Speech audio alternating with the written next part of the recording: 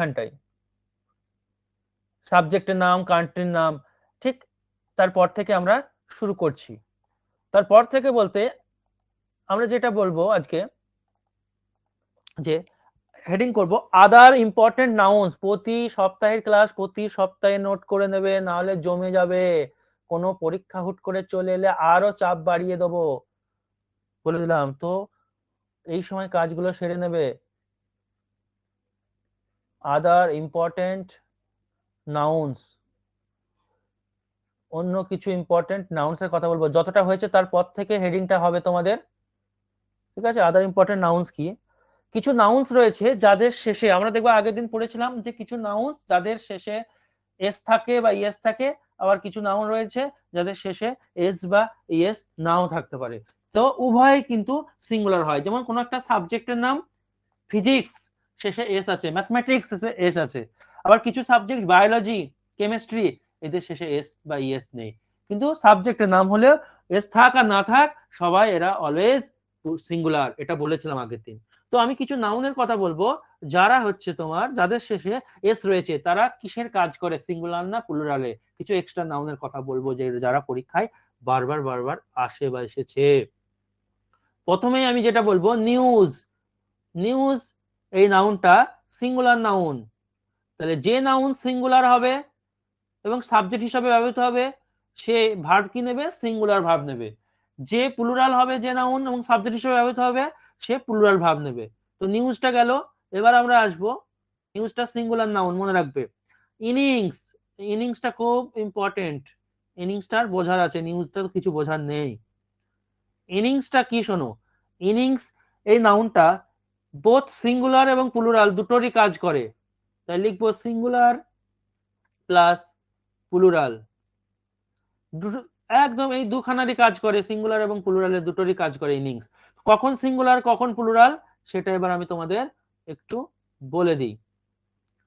দেখো, যদি এরকম বলে অ্যান, অ্যান দিলাম কারণ আইটা ভাওয়েল, অ্যান ইনিংস, মানে আমি বলতে চাইছি ইনিং বলে কিছু হয় না, শেষে এস থাকবেই, এটা কিন্তু থাকবেই। তো অ্যান ইনিংস, এবার ইজ বা আর এরকম কিছু একটা আছে, মানে তোমাকে কিছু ভার্ব দিতে হবে, বা ওয়াজ বা ওয়ার এরকম কিছু ধরো একটা দিতে হবে।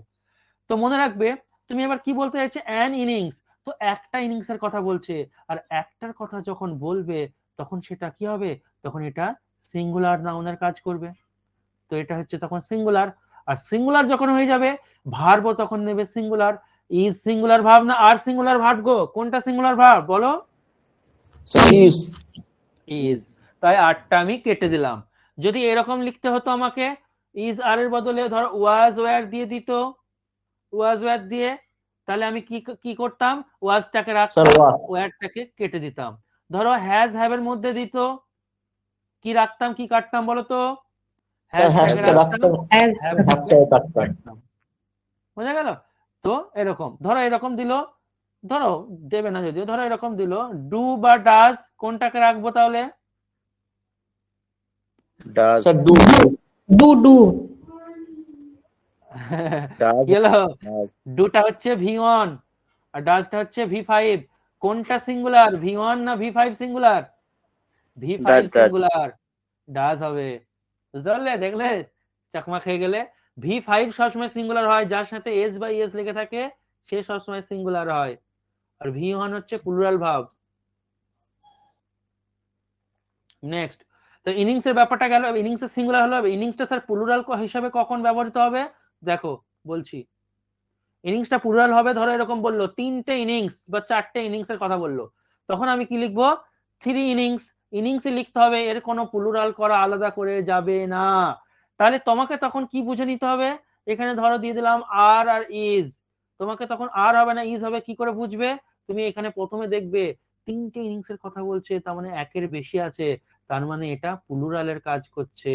আর প্লুরালের কাজ করে যদি, তাহলে ভার্ব হবে প্লুরাল, তাহলে প্লুরাল ভাবকে আর ইজ হবে না।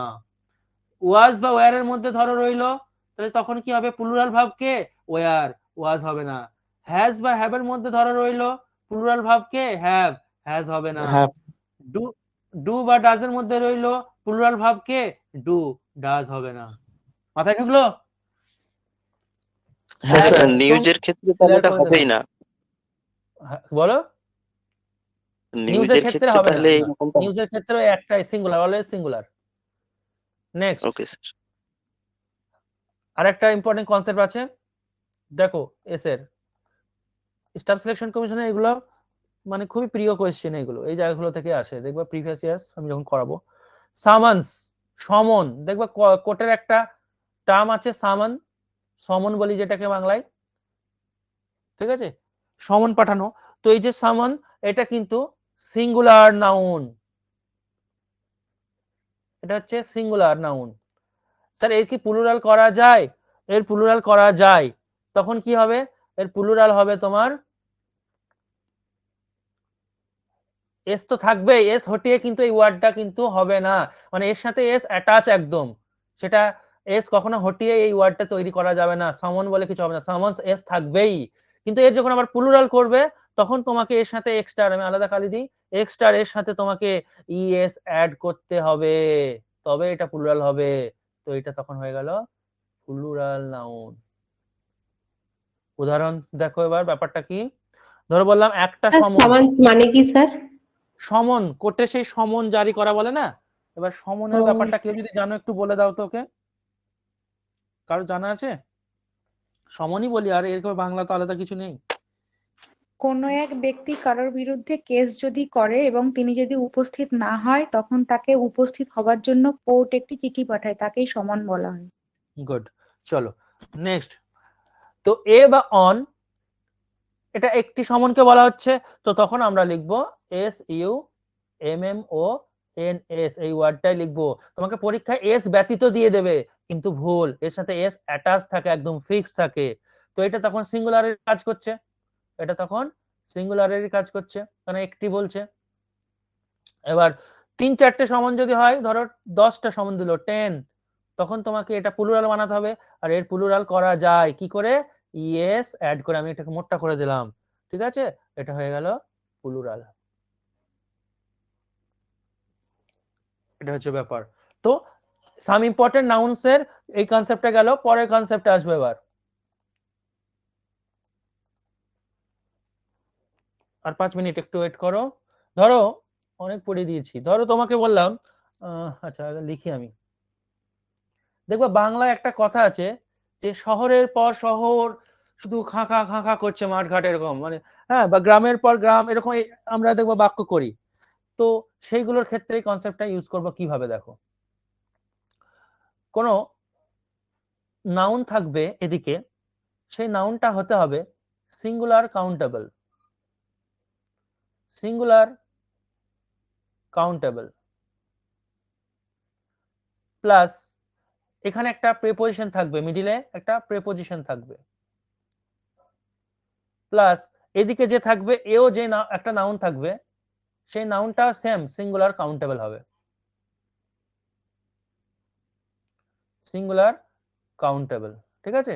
অর্থাৎ ব্যাপারটা কি দেখলাম আমরা, যে দুই দিকে সিঙ্গুলার কাউন্টেবল নাউন থাকবে, মাঝে একটা প্রেপোজিশন থাকবে। তো সেক্ষেত্রে কি হবে, দেখো লিখে দিই ঘটনাটা এরকম, মাঝে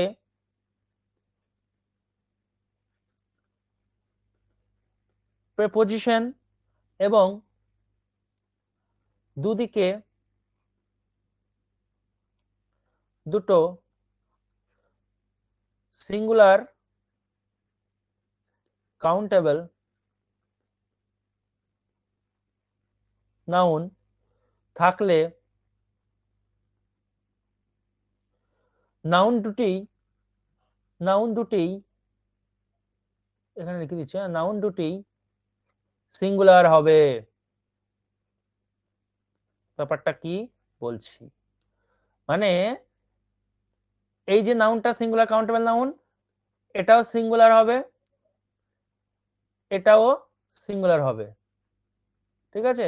উদাহরণ ধরো, তোমাকে আমরা বলি দেখবা শহরের পর শহর, ইংলিশ করবে সিটি আফটার সিটি, কখনো তুমি এরকম করবে না সিটিজ, দেখো আফটারটা প্রেপোজিশন, এদিকে শহর গুনতে পারবো, countable noun, singular countable noun, এদিকেও সিঙ্গুলার কাউন্টেবল নাউন, কি আছে সিঙ্গুলার হবে। কখনো সিটিজ আফটার সিটিজ বলবে না, এটা ভুল। তারপর দেখবা আমরা বলি যে ডে বাই ডে, দেখো মাঝে বাই প্রিপোজিশন, এখানে ডে বাই ডে হলো, কখনো তুমি এরকম বলবে না ডেজ বাই ডেজ, এটা ভুল। আবার ধরো দিলাম ভিলেজ আফটার ভিলেজ, গ্রামের পর গ্রাম, কখনো তুমি বলবে না ভিলেজেস আফটার ভিলেজেস, এটা ভুল। ঠিক আছে, ব্যাপারটা কি হয় বলো তো, ধরো এটা একটা লাইন বা একটা রোড, ঠিক আছে, এটা একটা রোড, তো এখানে গ্রাম রয়েছে, এটা একটা গ্রাম, এটা একটা গ্রাম, এগুলো সব এক একটা গ্রাম। তো গ্রামের পর গ্রাম মানে হচ্ছে প্রতিটা গ্রামের পরে একটা করে গ্রাম থাকছে, ওই জন্য প্রতিটা গ্রামকে আমরা সিঙ্গুলার হিসাবে ধরবো, এটাই হচ্ছে কনসেপ্ট। আবার ধরো আরেকটা পরীক্ষায় পরে এখানে লিখে দিই ওয়ার্ড ফর ওয়ার্ড, পুরো এটা মুখস্থ রাখবে, এটাই পরীক্ষায় আসবে। Word for word, word by word বলি আমরা, অনেকে ভুল বলি, ওয়ার্ড ফর ওয়ার্ড, প্রতিটা ওয়ার্ডের তোমাকে মানে মনে রাখি, ওয়ার্ডস ফর ওয়ার্ডস এরকম যদি দিয়ে দেয় তাহলে এটা ভুল, এটা হচ্ছে ওয়ার্ড ফর ওয়ার্ডটা ঠিক। তারপরে রো, আরেকটা দিয়ে দিচ্ছে এখানে রো আপন রো, সারির পর সারি বলি না, সারির পর সারি, রো আপন রো, আমি ক্যাপিটাল হয়ে গেল, স্মল এ লিখবে, বা সবই স্মল এই থাকবে, তো এটা হচ্ছে সঠিক, কখনো এরকম থাকবে না রোজ আপন রোজ, এরকম কখনো লিখবে না, এটা ভুল। ঠিক আছে, তো এই হচ্ছে নাউনের ব্যাপার। আর এতটা থাক, অনেক বকেছি, টানা 1 ঘন্টা 15 মিনিট বকেছি, এবং 1 ঘন্টা 15 মিনিটে প্রচুর কন্টেন্ট ডেলিভার করলাম আমি। তোমাদের উচিত হচ্ছে এইটাকে এই কদিনে ক্লিয়ার করে নেওয়া, পরিষ্কার যে যে নোটগুলো আমার দেওয়ার কথা, যেগুলো দেবো বললাম, সেই নোটগুলো আমি একটু পরে, মিনিট 10-15 পর পাঠিয়ে দিচ্ছি।